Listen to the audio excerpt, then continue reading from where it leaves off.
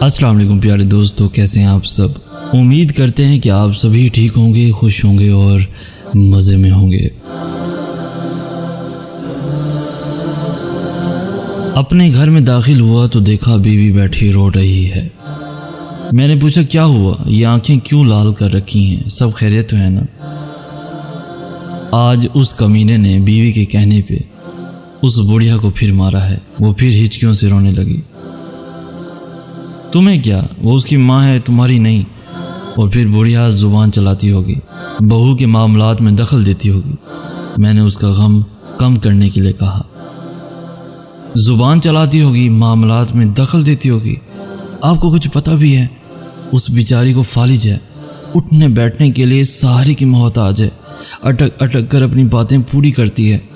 بیوی نے تلخی سے جواب دیا۔ میں نے انجان بنتے ہوئے کہا، پہلے تم نے کبھی بتایا نہیں کہ اس کو فالج ہے۔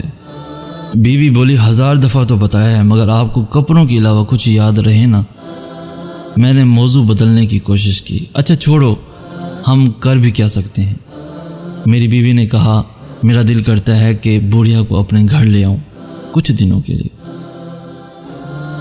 مجھے اس کی سوچ پہ غصہ آ گیا۔ کیا کہا؟ پاگل ہو گئی ہو؟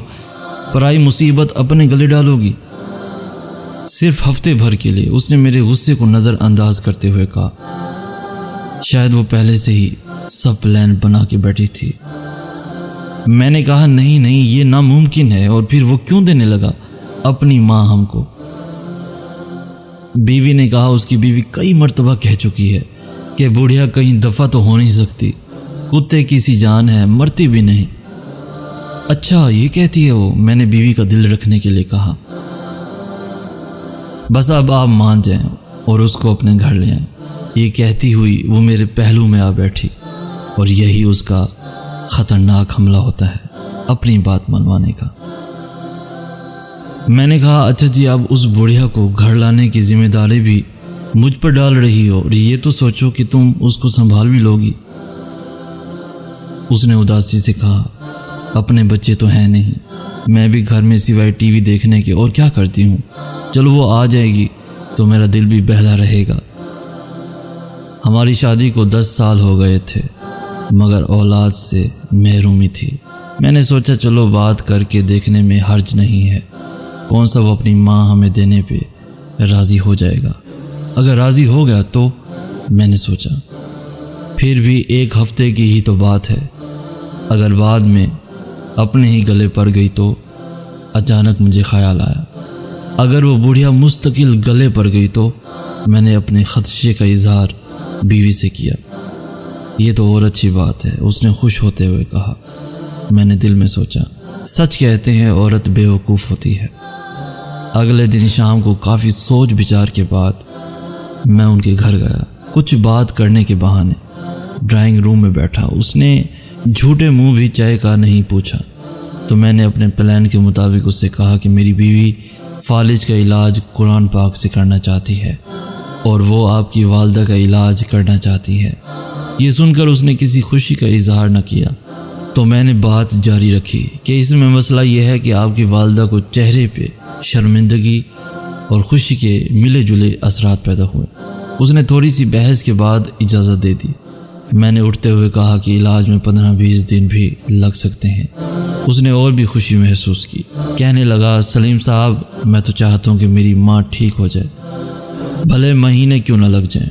اور یوں اس طرح اماں مستقل ہماری ہو کے رہ گئیں۔ اگلے دن وہ بڑھیا ہمارے گھر منتقل ہو گئی۔ بس وہ بڑھیا کیا تھی، سفید روئی کا گالا سی تھی، نور کا ایک ڈھیر سا تھا، لاغر سی، کمزور سی، جیسے زمانے بھر کے غم اس کے نورانی جھڑیوں بھرے چہرے پہ تحریر تھے۔ آنکھوں کے بجھتے چراغ، کپ کپاتے ہونٹ، مناسب خوراک اور دیکھ بھال نہ ہونے کی وجہ سے حالت اور زیادہ خراب تھی۔ میری بیوی تو تن من دھن سے اس کی سیوا میں جٹ گئی۔ اس کے لیے ہر چیز نئی خریدی گئی، بستر، کمبل، چادریں، کپڑے، اچھی خوراک اور خدمت سے اماں کے چہرے پہ رونق آنے لگی۔ پتہ ہی نہ چلا مہینے گزر گئے۔ پہلے اس کی بہو ہر 2 دن بعد آتی رہی، پھر 4 دن کا وقفہ ہوا، پھر ہفتہ ہونے لگا۔ اماں کو واپس لے جانے کی بات نہ اس نے کی نہ ہم نے۔ دوسرے مہینے وہ ایک ہی دفعہ آئی، اپنے گھر کی مصروفیات کا رونا روتی رہی۔ تیسرے مہینے کے بعد اس نے آنا بند کر دیا۔ میں نے بیوی سے کہہ دیا کہ اب اماں تمہاری ذمہ داری بن گئی ہے، اب تم سنبھالو۔ بیوی نے خوشی کا اظہار کیا۔ یہ غالباً 7واں مہینہ تھا کہ اس آدمی کو اس کی بیوی نے قتل کر دیا اور بعد میں وہ خود بھی پکڑی گئی، اور یوں اماں صرف ہماری ہی ہو کے رہ گئی۔ ادھر جیسے جیسے اماں کی توانائی بحال ہو رہی تھی اور چہرے پہ رونق مسکان آنے لگی تھی، ویسے ویسے میرا کاروبار ترقی کرنے لگا۔ ایسے لگتا تھا جیسے مجھ پر دھن برسنے لگا ہو۔ سال بھر میں میری 3 دکانیں ہو چکی تھیں۔ تیسرے سال ہم تینوں میں بیوی اور اماں نے حج کی سعادت حاصل کی۔ گلستان جوہر میں 500 گز کا بنگلہ خرید کر وہاں شفٹ ہو گئے۔ اماں ہمارے ساتھ 7 سال رہیں۔ ہر پل ان کا ہمیں دعائیں دیتے گزرتا اور ہم میاں بیوی خوشی سے پھولے نہ سماتے۔ عجیب کرامت یہ ہوئی کہ اماں کی برکت اور دعاؤں سے اللہ رب العزت نے مجھے اولاد سے نوازا۔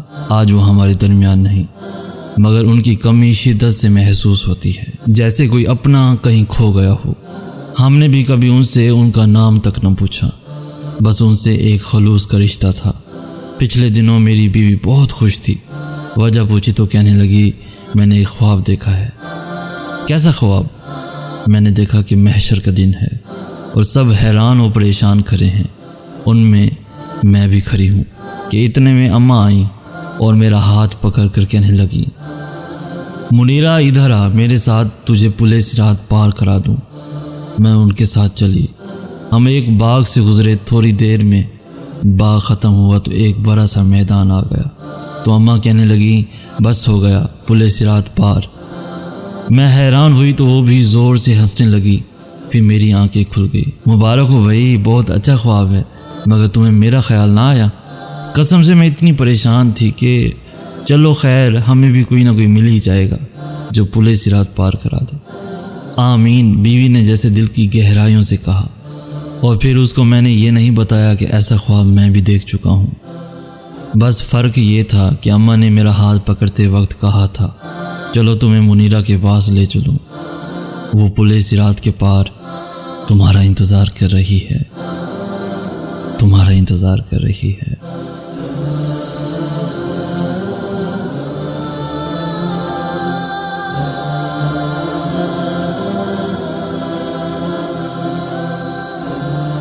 اگر آپ کو آج کی ویڈیو سے کچھ سیکھنے کو ملا ہو تو اپنے دوستوں کے ساتھ بھی ضرور شیئر کیجیے گا۔